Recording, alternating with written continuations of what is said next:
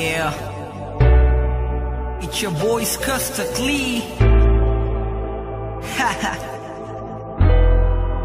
Easy talento.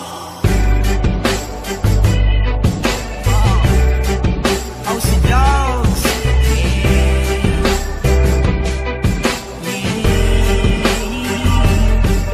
Oh, mahal, pakinggan mo na muna to.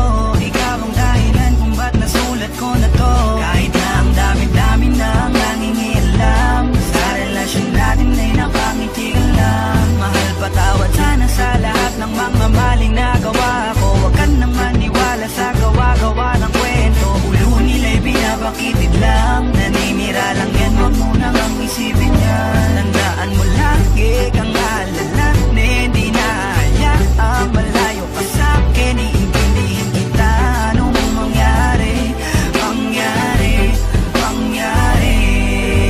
Di kita niloloko baby, huwag ka nang magyari.